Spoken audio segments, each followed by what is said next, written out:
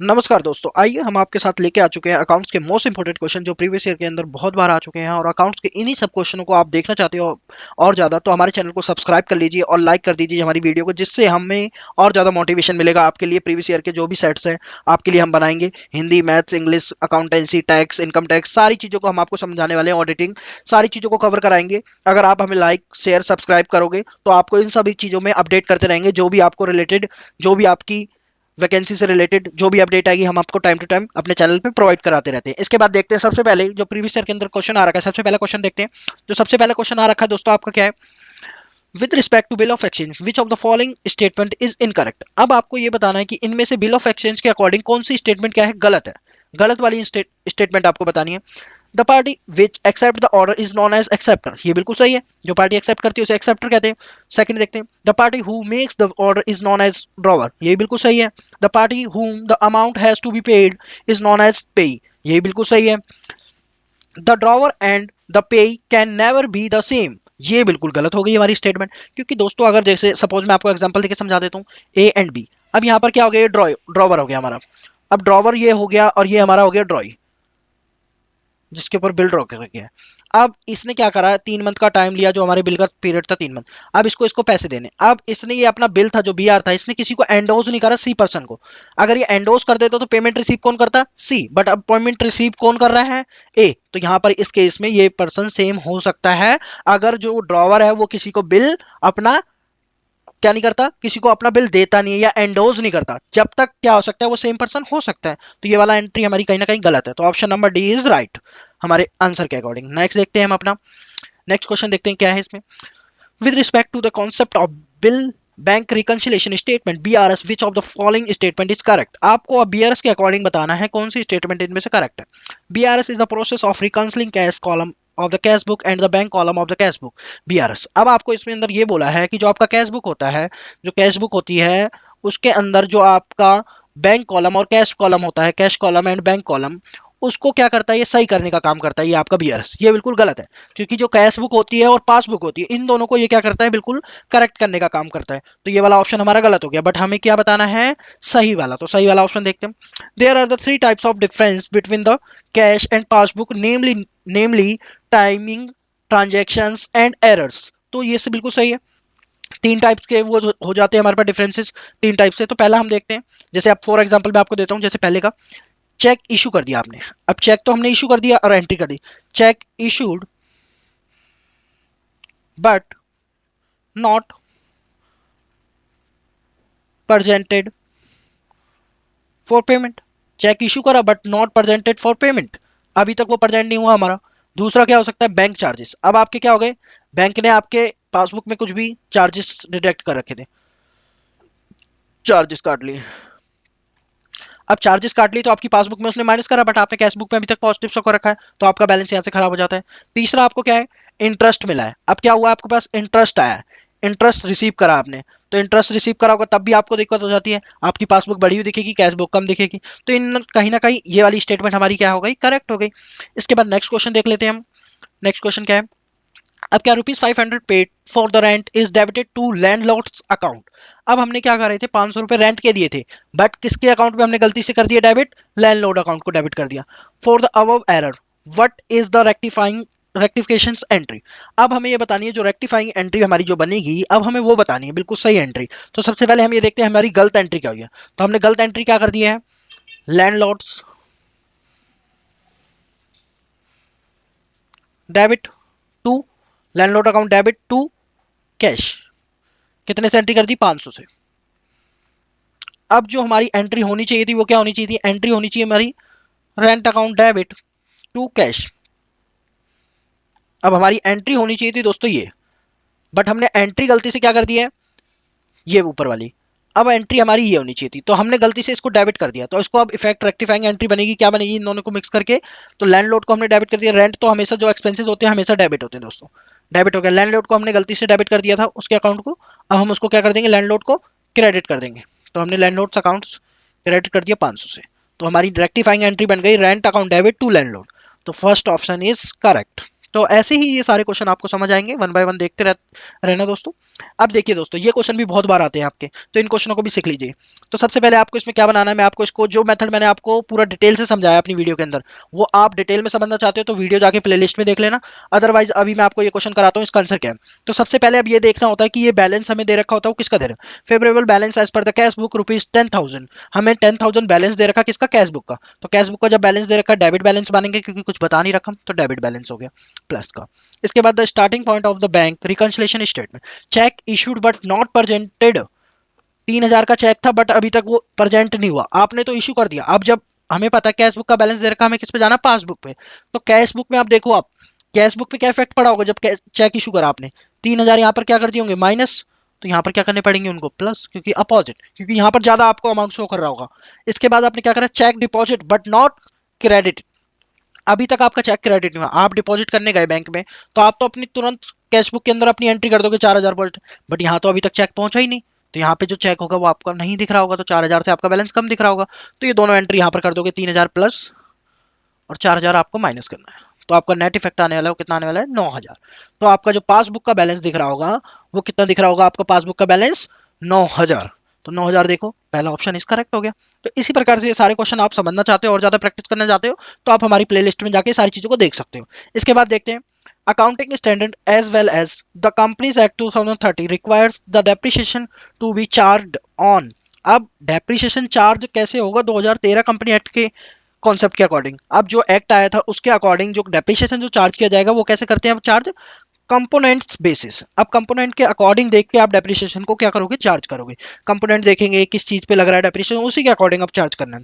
इसके बाद नेक्स्ट देख लेते हैं, as per the provisions of the Company Act 2030 except in the cases of insurance company, insurance company के केस में और बैंकिंग कंपनी के केस में, और company engaged in generation of supply of electricity, इन तीनों कंपनियों की जो भी कंपनियां होंगी, the balance sheet as required to prepare as form set out. अब हमें इनको पता होना चाहिए कि ये किस हमारी शेड्यूल के अंदर बनेगी। इन बैंकों की जो वो भी होंगी, स्टेटमेंट तैयार करी जाएगी, बैलेंस शीट तैयार की जाएगी, तो वो किस शेड्यूल के अकॉर्डिंग करी जाएगी, पार्ट वन। तो पार्ट वन और शेड्यूल थ्री, तो ऑप्शन नंबर हमारा क्या हो गया, third.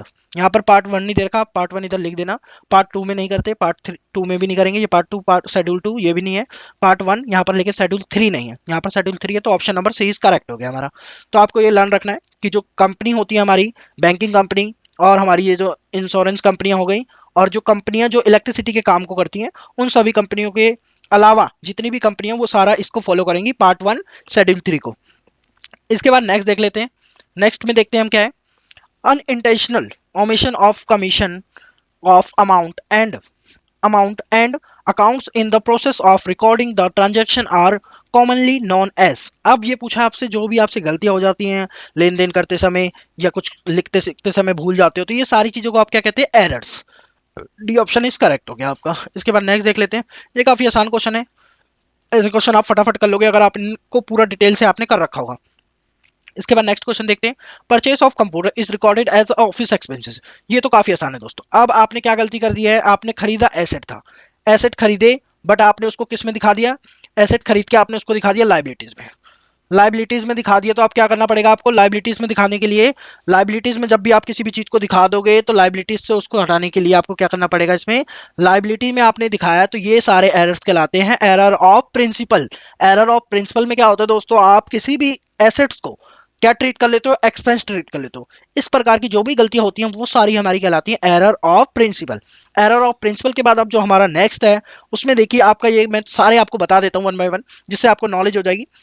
Compensating error, compensating error में क्या होता है दोस्तों, आप कुछ भी अकाउंट बना रहे हो तो उसमें इक्वली आपने क्या कर रखी होती गलती, डेबिट में भी इतनी की गलती और क्रेडिट में भी इतनी की गलती, और जिससे आपका टोटल पर कोई भी इफेक्ट नहीं पड़ता, टोटल बिल्कुल मैच करता है, तो जिस वजह से आपका आंसर बिल्कुल राइट आ रहा होता है। बट वो अकाउंटिंग स्टैंडर्ड के हिसाब से, अकाउंटिंग रूल्स के हिसाब से वो चीज ट्रीटमेंट क्या होता है, गलत होता है, तो उसे कहते हैं कंपनसेटिंग एरर। ये भी आपको समझ आ गया होगा आई होप। इसके बाद नेक्स्ट देख लीजिए, अब क्या है, error of omission. Error of omission आपको नाम से ही समझ आ रहा है, इसमें क्या होता है दोस्तों, आप किसी भी चीज को रिकॉर्ड करना भूल गए या लिखना भूल गए, ये सारे एरर्स होते हैं एरर ऑफ ओमिशन। अब एरर ऑफ कमीशन में क्या होता है दोस्तों, इसमें क्या गलती कर देते हो आप, किसी और ट्रांजैक्शन को किसी और खाते में लिख दिया, या किसी और को हमने बैलेंस को लेजर को किसी और लेजर में पोस्ट कर दिया। तो ये सारी गलतियां होती हैं जब लेजर की आपको पोस्टिंग करनी थी सैलरी वाली में, आपने उसकी पोस्टिंग कर दी एक्सपेंस वाली में। तो ये सारी जब लेजर की जब कर देते हैं हम इधर से उधर लेजर की पोस्टिंग में गलती है, वो सारी गलतियां हमारी कहलाती है एरर ऑफ कमीशन। ये सारे चार टाइप के एरर्स हैं, आपको ये पूरा मैंने डिटेल से समझा रखा, पूरा चैप्टर आप जाके पूरी वीडियो देख सकते हो। इसके बाद नेक्स्ट क्वेश्चन देख लेते हैं हम। नेक्स्ट क्वेश्चन में क्या करना है, नेक्स्ट क्वेश्चन हमारा देखिए सबसे पहले क्या है, which of the following statement is incorrect. अब आपको इसमें क्या बताना है, इनमें से कौन सी स्टेटमेंट क्या है, इनकरेक्ट है। तो सबसे पहले देखते हैं, सबसे पहले इनकरेक्ट। अब आपको ये पता होना चाहिए चैप्टर कौन सा है। तो ये चैप्टर है आपका दोस्तों सेल्फ बैलेंसिंग का। अभी इस चैप्टर की मैंने आपको पूरी डिटेल में वीडियो डाल रखी है अपने चैनल में, आप जाके वहां से समझ लोगे, आपसे सारे क्वेश्चन हो जाएंगे सेल्फ बैलेंसिंग के, कोई भी क्वेश्चन नहीं रहेगा दोस्तों। इसके बाद देखते हैं, सबसे पहले इसमें इनकरेक्ट वाली पूछी है। Under the self balancing ledger system only two ledgers accounts are prepared, debtor ledger and nominal ledger. तो ये पहली ही स्टेटमेंट गलत हो गई, क्योंकि मैंने आपको बता रखा है सेल बैलेंसिंग के अंदर कितनी लेजर बनती है, तीन लेजर बनती है। सबसे पहली लेजर जो बनती है वो कौन सी होती है, debtor ledger, debtor debtor ledger. जो दूसरी लेजर बनती है आपकी कौन सी बनती है, क्रेडिटर लेजर, क्रेडिटर लेजर। जो आपकी तीसरी लेजर बनती है वो कौन सी बनती है दोस्तों, जो आपकी तीसरी लेजर बनती है वो जनरल लेजर। तो आपकी जो लेजर नंबर ऑफ लेजर्स है वो कितनी है, तीन है। तो इसमें कितनी बोली, दो। तो यहीं पर ये पहला ऑप्शन ही हो गया इनकरेक्ट। तो इसी प्रकार से अब नेक्स्ट देख लेते हैं, नेक्स्ट क्वेश्चन में क्या पूछे। नेक्स्ट क्वेश्चन में आपसे पूछा है दोस्तों, नेक्स्ट क्वेश्चन के अंदर आपसे पूछ रखा है, एक मिनट में नीचे कर लेता हूं थोड़ा, ये देखिए, आई होप ये सब आप विजिबल होगा आपको इजीली। इस क्वेश्चन को सबसे पहले देखते हैं, receipt and payment account is summary of the. अब ये कह रहा है रिसिप्ट एंड पेमेंट अकाउंट होता है, वो समरी किस चीज का है, तो समरी कौन से अकाउंट की है, रिसिप्ट एंड पेमेंट अकाउंट। तो रिसिप्ट एंड पेमेंट अकाउंट ये क्या होता है, हमारा बिल्कुल कैश बुक की तरह होता है, कितनी पेमेंट आई कितनी पेमेंट गई, ये इन सब चीजों को रिकॉर्ड करता है। तो ये हमारी कौन सी होती है, cash book without date column, but date column नहीं होती इसमें रिसिप्ट एंड पेमेंट में, बिल्कुल सेम ही चलता है। तो ये बिल्कुल किसकी तरह, कैश बुक की तरह काम करता है। इसके बाद नेक्स्ट देख लेते हैं हम, इस क्वेश्चन में क्या पूछा है, which of the following statement is incorrect. अब आपसे क्या पूछा है इसमें, इस सभी स्टेटमेंट में से कौन सी स्टेटमेंट आपकी इनकरेक्ट है। तो इनकरेक्ट स्टेटमेंट निकालनी है आपको। तो देखते हैं सबसे पहले क्या है इसमें, income and gains other than sales are return on the credit side of the profit and loss account. बिल्कुल सही है, जो भी गेन्स होते हैं, प्रॉफिट होते हैं, सेल्स होती है, वो सारे हमारे क्रेडिट साइड में जाते हैं। ये बिल्कुल सही स्टेटमेंट है। हमें तो कौन सी बतानी है, गलत वाली बतानी है। तो गलत स्टेटमेंट ढूंढते हैं हम अपनी। Only those revenue expenses and losses which related to the current year are debited to the profit and loss account. बिल्कुल सही है, जो हमारे करंट ईयर के जो भी एक्सपेंसेस होते हैं उन सबको डेबिट करते हैं हमारे पी एंड एल अकाउंट में।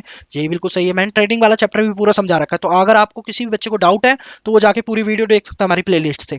इसके बाद देखते हैं हमारा, carriage outward is recorded on the credit side of the P and L account. अब आपका जो कैरेज आउटवर्ड है, अब इसको कहां पे रिकॉर्ड कर दिया इन्होंने, credit side. But credit side तो आपका क्या रिकॉर्ड होता है, सारी इनकम एंड गेन्स, बट इन्होंने तो ये एक्सपेंस को ही रिकॉर्ड कर दिया। तो ये वाला ऑप्शन हमारा क्या हो गया, गलत। तो सी ऑप्शन इज राइट, हमारे आंसर हमें मिल चुका सी ऑप्शन। इसके बाद नेक्स्ट देख लेते हैं, इस क्वेश्चन में क्या पूछा है। तो सबसे पहले देखिए, विच of the following statement is correct. अब इसमें आपको करेक्ट, इसमें तो ट्रेडिंग के भी देख रहे हो दोस्तों, 3 से 4 क्वेश्चन आपको पक्का दे रहा है एग्जामिनर। ये सारे क्वेश्चन मैंने आपको बिल्कुल कॉन्सेप्ट के साथ अपनी वीडियो के अंदर बता रखे हैं। अगर आप उस पूरी वीडियो को देख लोगे तो आपको आसानी से सारी चीजें समझ आ जाएंगी। इसके बाद देखिए दोस्तों, salary paid is on the credit of profit and loss account, but outstanding salary is shown on the liability side of the balance sheet is added to salaries in the profit and loss account। तो ये बिल्कुल गलत है, क्योंकि हम जो salary होती है वो कभी भी क्रेडिट साइड में शो नहीं करते, डेबिट में जाती है। तो ये हमारा क्या हो गया, गलत हो गया। हमें तो बिल्कुल सही वाला बताना, salary is shown on the debit side of P and L account. ये बिल्कुल सही है, बट यहाँ पर दूसरी स्टेटमेंट देखते हैं, the outstanding salaries is shown on the asset side. यहाँ से ये गलत हो गया, एसेट साइड में नहीं जाती, आउटस्टैंडिंग सैलरी जाती है हमारी लाइबिलिटी साइड में। तो ये ऑप्शन भी गलत हो गया। इसके बाद नेक्स्ट देखते हैं, salary paid is shown as a debit side of the P and L account, but outstanding salary is shown on the asset side. ये भी हमारा गलत हो गया, एसेट साइड शो कर दिया आउटस्टैंडिंग सैलरी को। Salary is shown as a debit side of the P&L account, but outstanding salary is shown on the liability side of the balance sheet। ये बिल्कुल हमारी सही स्टेटमेंट है, क्योंकि जो हमारी आउटस्टैंडिंग सैलरी होती है हम लाइबिलिटी साइड में शो करते हैं, और जो हमारा P&L अकाउंट होता है वहां पर जो सैलरी हमें दे रखी होती है, अगर 1,000 की दे रखी है, उसमें कुछ आउटस्टैंडिंग है, तो उसको हम ऐड करके यहाँ पर अपने P&L अकाउंट में भी यहाँ पे शो करते हैं हम।